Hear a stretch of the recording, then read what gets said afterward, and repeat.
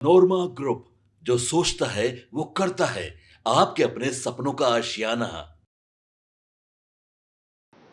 2007 में जो नीति थी, लघु मध्यम एवं अन्य वर्ग के उद्योगों को कोयला वितरण हेतु राज्य मंत्रिपरिषद के अनुमोदनोपरांत Bihar state mining corporation limited को दिनांक 31/3/2025 तक की अवधि के लिए राज्य नामित एजेंसी स्टेट नॉमिनेटेड एजेंसी नामित किया गया। क्लियर हो गया? इसी को टेक्निकली इसी का ये ऑलरेडी 31/3/2025 तक यही। और किसी को कोई क्वेश्चन पूछना है क्या जी? मिथिलेश जी, किसी को कोई क्वेश्चन पूछना है?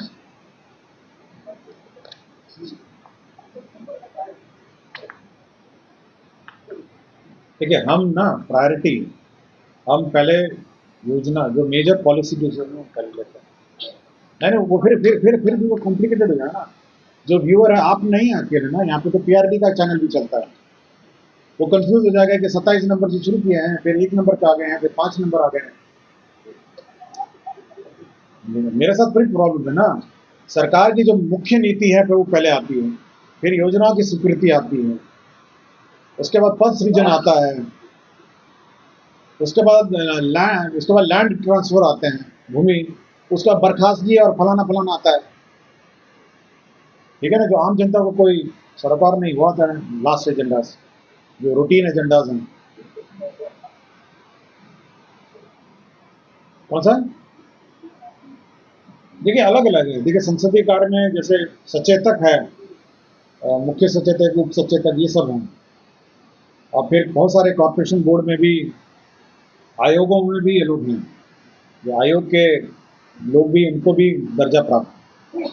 रफ आइडिया हम लोग इकट्ठा नहीं किए हैं, ये तो अलग अलग डिपार्टमेंट है। जैसे आयोग है, अब आयोग का चेयरमैन है, उसको क्या है, और मतलब कमीशंस हैं, उनके अध्यक्ष है, उनको भी दर्जा प्राप्त।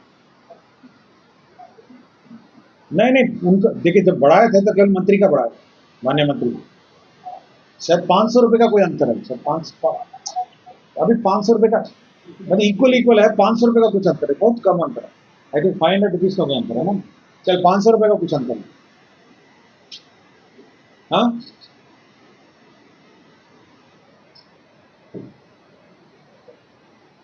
नहीं, मतलब ये मिनिस्टर का नहीं है, मिनिस्टर के, कैबिनेट मिनिस्टर के अलावा जो बाकी लोग हैं उनका है, राज्य मंत्री और उप मंत्री का।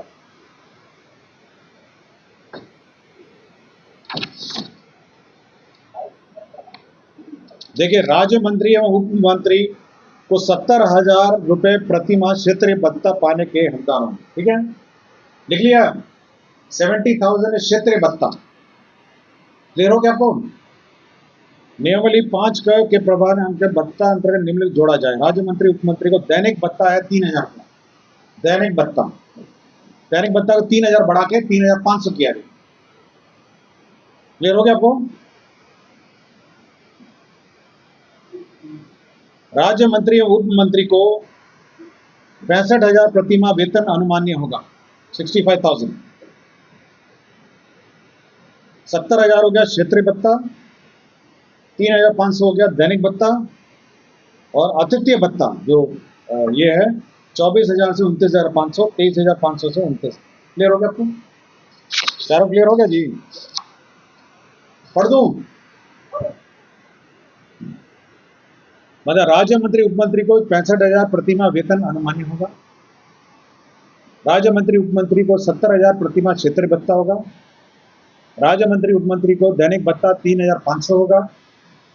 और जो आतिथ्य भत्ता है, मैंने आतिथ्य भत्ता पढ़ दिया ब्रीफिंग में, 24,000 से लेकर 29,500, 23,500 से लेकर 29। क्लियर हो गया आपको? ये सारे मास्टर के है भाई, ऑल मंथली है। देखिए सुमन जी यहाँ बैठे हुए हैं, सुमन जी आपको जान देंगे, यही है ना? 4 लिखिए।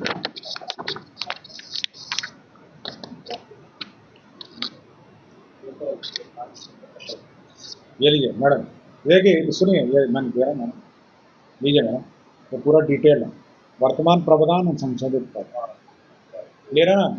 और ये बिल्कुल स्पष्ट है, ये मंत्री जी के लिए नहीं है, ये राज्य मंत्री और मुख्यमंत्री, क्लियर हो गया आपको, मैंने दे दिया।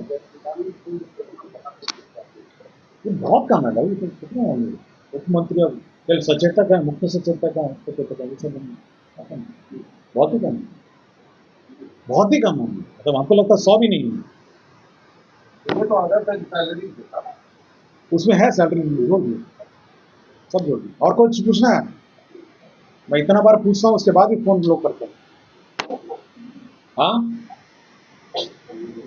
क्या हुआ? तो घर पे करेंगे, देखिएगा बोलेगा रांची में बैठा हो तो थोड़ा बता दी। हाँ, इसमें जो 2016 की नीति थी 2025 तक थी, उसको एक्सटेंड कर दिया गया। अभी नई नीति बन रही है, उसी लिए एक्सटेंशन हुआ है। कौन सा? क्या हुआ?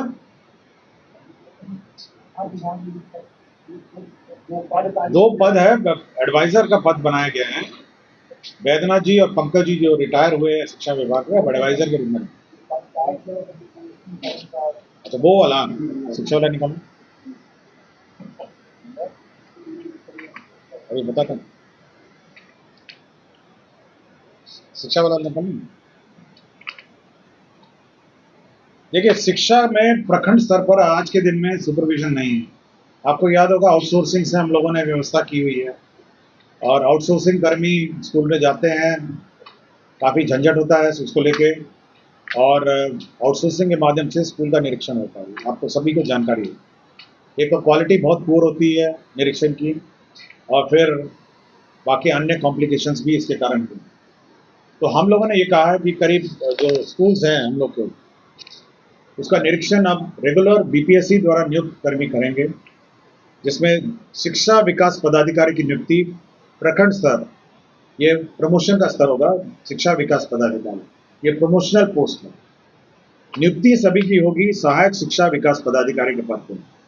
मूल कोटि है सहायक शिक्षा विकास पदाधिकारी, ये प्रखंड शिक्षा विकास पदाधिकारी के अधीनस्थ। तो ये जो सहायक शिक्षा विकास पदाधिकारी है, इसके अंतर्गत 10 पंचायत होंगे, 10 पंचायत का सुपरविजन। तो जो भी स्कूल होंगे 10 पंचायत का ये निरीक्षण करेंगे, और जब ये प्रमोट हो जाएंगे ये शिक्षा विकास पदाधिकारी बन जाएंगे। क्लियर हो गया आपको?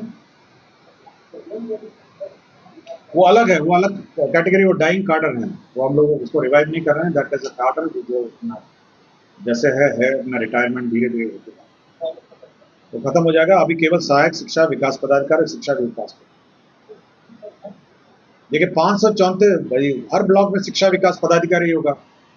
अभी पद सृजन नहीं हुआ है, इसलिए मैं आपको और एवरेज बता देता हूँ।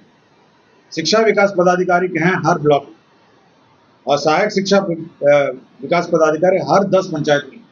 अब टोटल कर लीजिए। शिक्षा विकास पदाधिकारी नहीं, बस दो ही लेवल का बना, 2 ही लेवल का। कौन?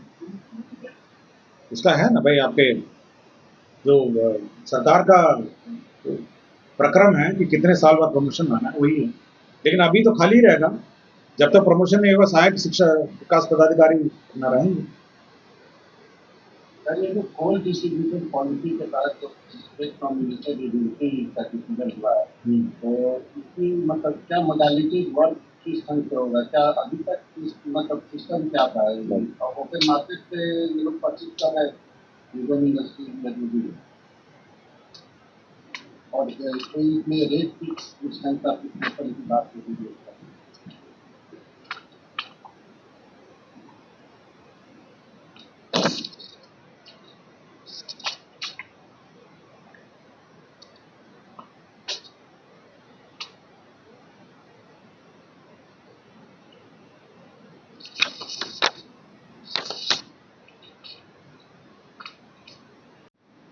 स्वास्थ्य विभाग का 50 शैय्या युक्त आयुष अस्पताल नवाब मंजिल पटना के संचालन हेतु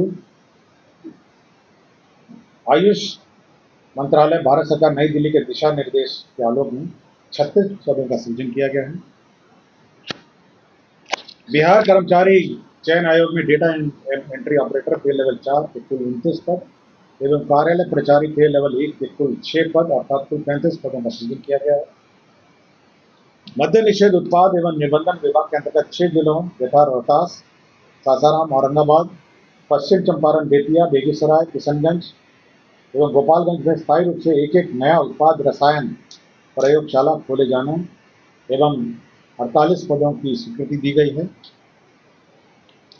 बिहार में कृषि विभागीय लिपिक समर्थ भर्ती प्रोन्नति सेवा शब्द नियमावली 2024 के आलोक में कृषि विभाग बिहार पटना अंतर्गत पूर्व स्वीकृत पदों का समर्थन प्रत्यार्पण करते हुए 2590 पदों का पुनर्गठन किया गया है। गया प्रेस जो है, जो प्रिंटिंग प्रेस है, उसमें जो 50 साल से पुराने जो इक्विपमेंट हैं उनको स्क्रैप करने के लिए metal scrap trading corporation MSTC को नॉमिनेट किया गया है। बिहार में जो कंटीजेंसी फंड है, बिहार कंटीजेंसी फंड है, एक्ट के अनुसार वो 350 करोड़ का उसमें प्रावधान किया गया है और सरकार चाहे तो उसको इंक्रीज कर सकती है। अब बिहार कंटीजेंसी फंड को इंक्रीज करते हुए 10,000 करोड़ कर दिया गया, BCF जिसको कहते हैं।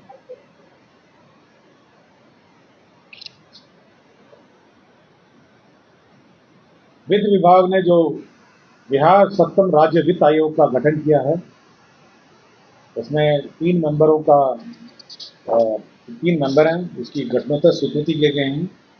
3 मेंबर का मैं नाम पढ़ देता हूँ। इसमें श्री अशोक कुमार चौधरी जी हैं, सेवानिवृत्त भवप्रद से ये अध्यक्ष हैं। श्री अनिल कुमार सेवानिवृत्त बिहार प्रशासनिक सेवा ये सदस्य हैं। डॉक्टर कुमुदिनी सिन्हा सेवानिवृत्त विभाग अध्यक्ष अर्थशास्त्र संकाय पटना विश्वविद्यालय सदस्य हैं।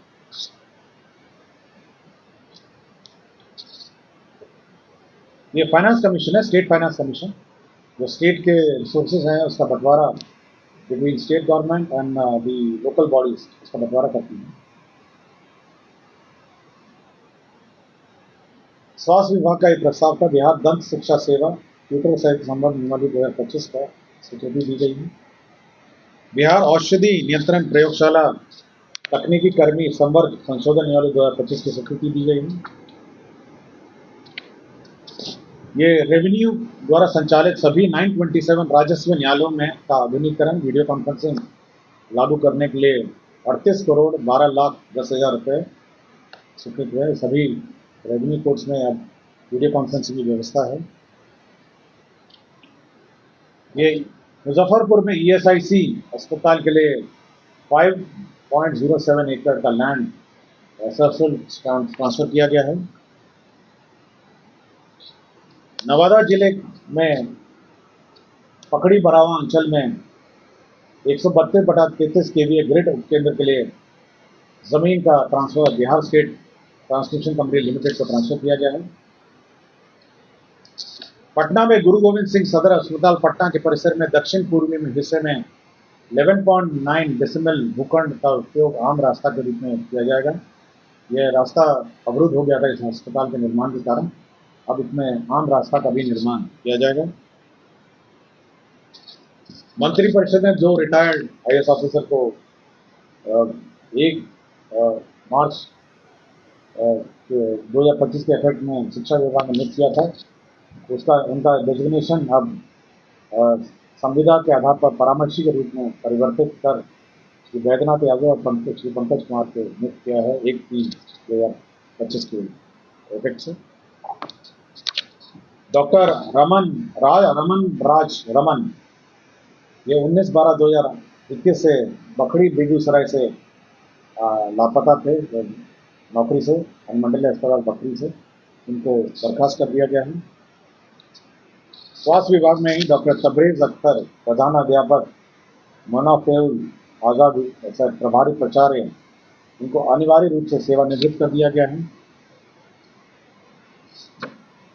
नगर विकास विभाग में श्री सुधीर कुमार बिहार नगर सेवा ये तत्कालीन नगर कार्यपालक पदाधिकारी नगर परिषद में कर दिया गया, इनको बर्खास्त कर दिया गया है।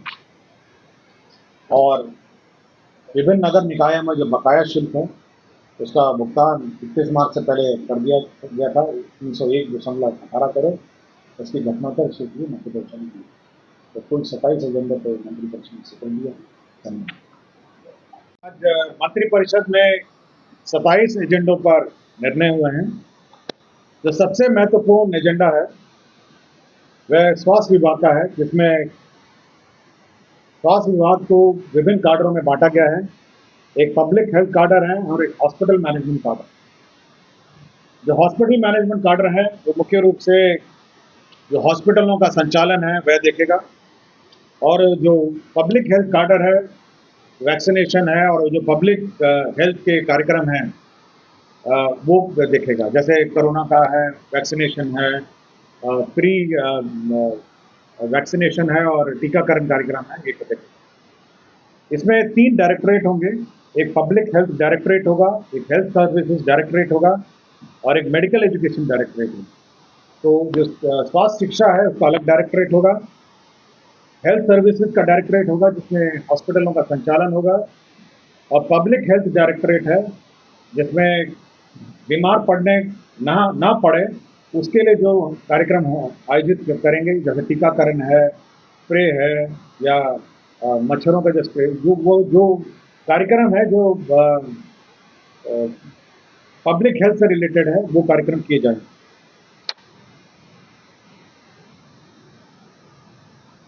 नगर विकास विभाग का जो प्रस्ताव था, केंद्र प्रायोजित अटल नवीकरण शहरी परिवर्तन मिशन है अमृत 2.0, इसके अंतर्गत मोतिहारी सीवरेज नेटवर्क परियोजना 399 करोड़ 27 लाख 28,000 की योजना स्वीकृत हुई है।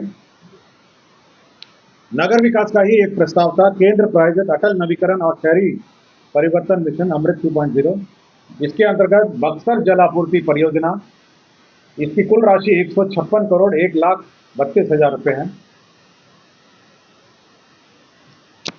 बिहार विद्यालय परीक्षा समिति में जो संबद्ध हमारे माध्यमिक विद्यालय हैं, ये करीब 626 स्कूल थे जो मानक पूर्ण नहीं करने के कारण इनका कोड जो है सस्पेंडेड था।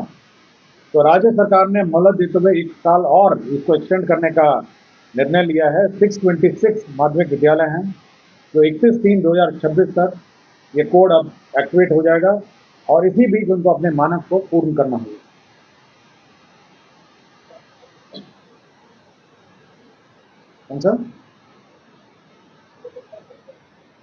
नहीं, ये अनुदानित है, ये केवल जो एफिलिएशन है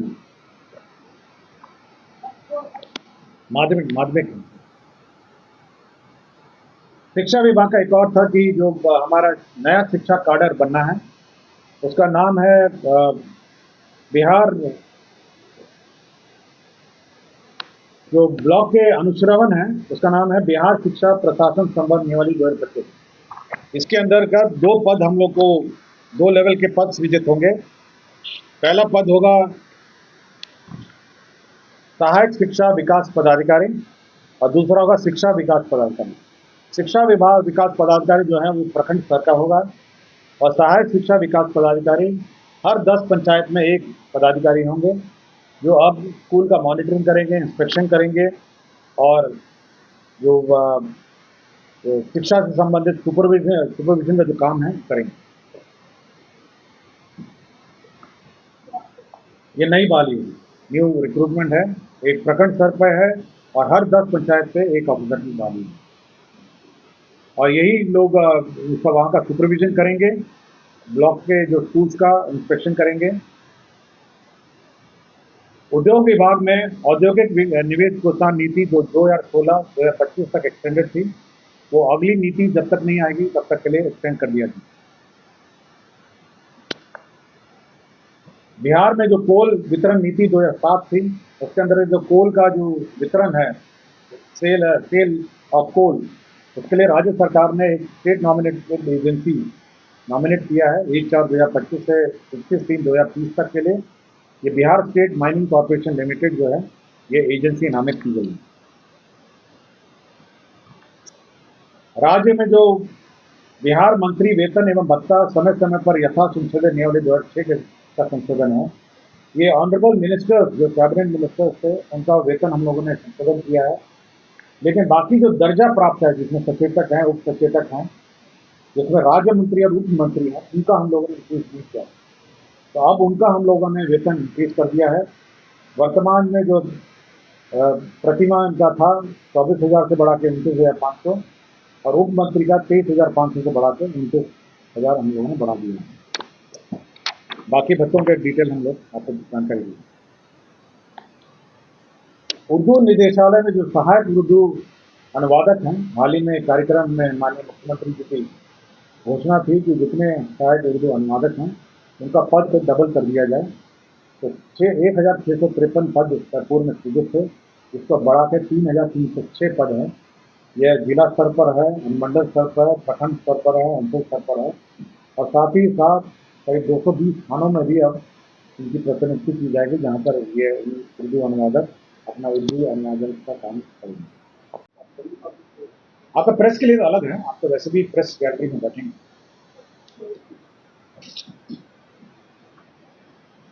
opinion over. Thank you very much. और डायरेक्टर सिविल एविएशन नीलेश देवरे हैं, यही मूल कोऑर्डिनेटर हैं, और सुमन है वहाँ पे, कौन का सुमन, ये हमारे एडिशनल सेक्रेटरी हैं सुमन हैं, तो यही लोग जो हैं। सर उनको आप का डायरेक्शन दे रहे थे तो बताया कि पीछे से भी एसोसिएशन आप सीधा हमसे पूछिए ना, आप तो बात करते ही रहते हैं, गप्पे लड़ाते हैं, पूछ लीजिए ना। अच्छी बात है। हाँ, जब गप लड़ा रहे हैं तो सूचना भी ले लीजिए मेरे से, सिविल एविएशन में क्या है क्या नहीं है, सब जो जानकारी चाहिए मुझे।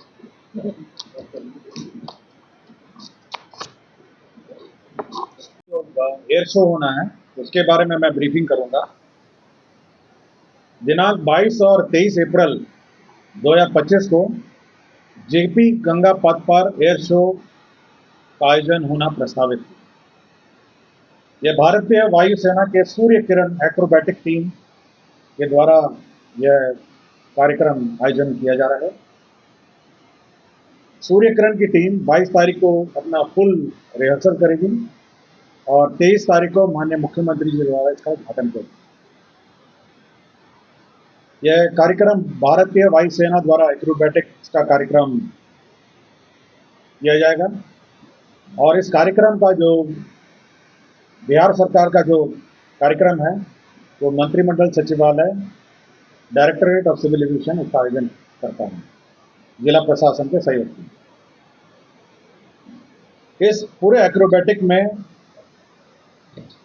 आपके 9 हॉक 132 जेट विमान भाग लेंगे, 9 विमान भाग लेंगे हॉक 132 के। 23 तारीख का जो कार्यक्रम है वह वीर कुंवर सिंह, बापू वीर कुंवर सिंह जयंती के उपलक्ष्य में आयोजित की जाएगी और बापू वीर कुंवर सिंह 1857 की पहली स्वतंत्र क्रांति के नायक थे, जिनकी वीरता और नेतृत्व आज भी प्रेरणा स्रोत है। और उसी उपलक्ष्य में 23 तारीख को यह कार्यक्रम रखा गया है, जिसे शौर्य दिवस पर विशेष प्रस्तुति का नाम दिया गया। 22 तारीख को फुल रिहर्सल है, इसमें सभी जो कॉलेज के स्टूडेंट्स हैं, स्कूल के स्टूडेंट्स हैं और आम जनता जेपी गंगा पथ पर जो निर्धारित स्थल है वहाँ बैठ सकेंगे और ये कार्यक्रम देख सकेंगे। ये कार्यक्रम का अनुमानित समय है 10:15 से 12:15, इसी बीच में होगा। एग्जैक्ट टाइम आपको एडवर्टाइजमेंट के माध्यम से सूचित किया जाएगा। 10:15 से लेके 12:15 के बीच में दोनों दिन यही होगा। दिन में मॉर्निंग 10:15 से लेके 12:15 के बीच में। और जो 23 तारीख का कार्यक्रम है उसमें विशिष्ट अतिथि और जनरल पब्लिक के लिए भी 23 तारीख को खुला रहेगा, लेकिन 22 तारीख को सभी पब्लिक के लिए यह खुला रहेगा, जिस दिन फुल रिहर्सल होगी। इस कार्यक्रम में राष्ट्रीय गान के साथ फ्लाई पास्ट होगा। 1857 के नायकों को श्रद्धांजलि दी जाएगी और इस कार्यक्रम का मुख्य उद्देश्य है कि जो हमारे वीर शहीद हैं, 1857 के जो नायक हैं, उनको श्रद्धांजलि और साथ ही साथ युवाओं को एयरफोर्स के लिए प्रेरित करने का मुख्य उद्देश्य है। यदि किसी को कुछ पूछना हो तो मुझसे पूछ सकते हैं इसके बारे में।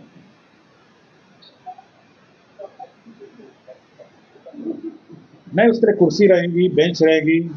देखिए, हम लोगों ने ये कहा है कि 15 अगस्त और 26 जनवरी की जो व्यवस्था है, एग्जैक्टली वही व्यवस्था जिला प्रशासन गंगा पथ पर करेगी। गंगा पथ पे हाँ, air show, full rehearsal air show 22 तारीख को होगा और 23 तारीख को फॉर्मल एयर शो होगा, जो सेम होगा, बेसिकली सेम ही रहेगा। तो जो 22 तारीख को पब्लिक हमारे स्टूडेंट्स आएंगे, कॉलेज के स्टूडेंट्स बच्चे सब आएंगे, और 23 तारीख को जो बाकी जो लोग आते हैं, जैसे आते हैं 15 अगस्त से 26 जनवरी जैसे आते हैं।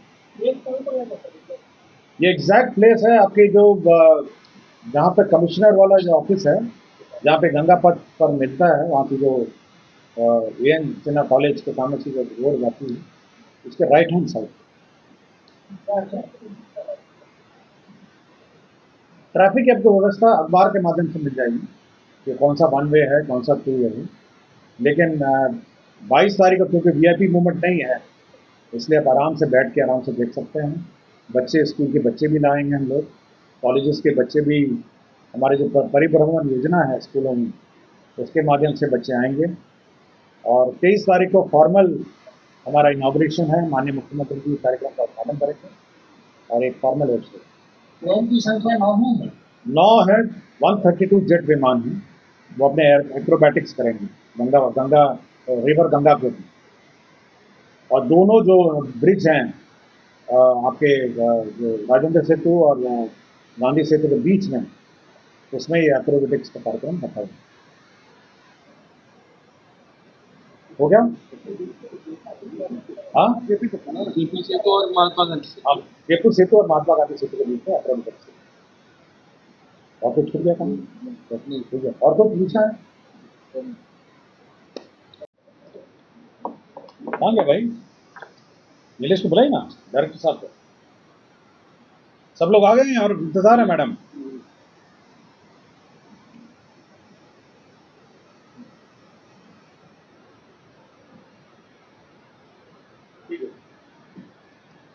आ गए, बुलाई बुलाई बुलाई।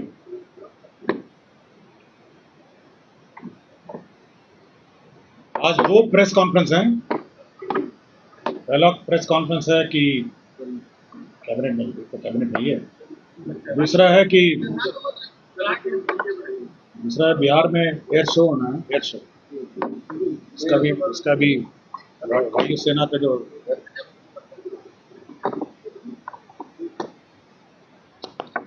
एयर शो है उसका होना। कहाँ गया भाई? नीलेश को बुलाई ना, डायरेक्टर साहब को। सब लोग आ गए हैं और इंतजार है मैडम।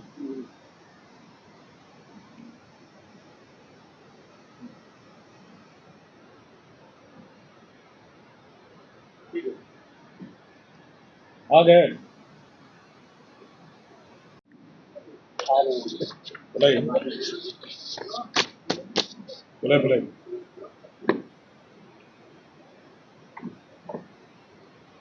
आज दो प्रेस कॉन्फ्रेंस हैं।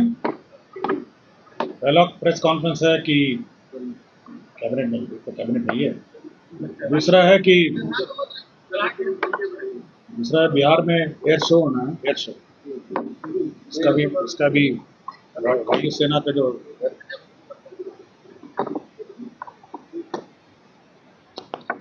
एयर शो है उसका होना। आपके सपनों को हमने सजाया है, ई होम्स पैनोरामा को हमने बनाया है। ई होम्स मेरा एक सपना था जिस पे मैं पिछले 4 साल से काम कर रहा था। हमने जो बनाया है वो सबने है माना। ई होम्स पैनोरामा में हो आपका भी आशियाना। और फाइनली हमने 2021 में इस प्रोजेक्ट को लॉन्च किया। बहुत लोग अप्रिशिएट कर रहे हैं कि पूर्णिया जैसे शहर में, बिहार के, एक तो बिहार की बात करें उसमें भी पूर्णिया जैसे छोटे जगह में इस तरह का लाइफस्टाइल देना, ये सुन के हम लोगों को बहुत अच्छा लगता है। ई होम्स में हमने कुछ और भी किया है, जैसे हम जिस जगह में रह रहे हैं हमारे फैमिली सिक्योर हो, उनको सिक्योरिटी का ध्यान में रखा है। आपकी सुविधा और सुरक्षा आपके लिए खास है, ये आपका विश्वास है। इसमें आर्टिफिशियल इंटेलिजेंस का 7 लेयर सिक्योरिटी का हमने इस्तेमाल किया है। लस ग्रीन कैंपस को बनाया है, यदि हमारा बाउंड्री वाल है तो वो वर्टिकल गार्डन है। ये जितनी भी फैसिलिटी होता है एक इंटरनेशनल टाउनशिप में ई होम्स है, ये हम लोग विश्वास नहीं कर पा रहे हैं। जो भी हमारे मित्र दोस्त या जो भी हमारे बाहर के बाहर आते हैं तो हम लोगों को बहुत अच्छा सुनने को मिलता है और बहुत अच्छा क्रेडिट मिल रहा है। वो सारा हमने सिर्फ एक बिल्डिंग नहीं बनाया, हमें एक बहुत अच्छा लाइफस्टाइल दिया ई होम्स में, और मेरा एक सपना था जिसको मैं आज फुलफिल होते हुए देख पा रहा हूँ। ये आपका आवास है। ई होम्स पैनोरामा में अब आपका निवास है।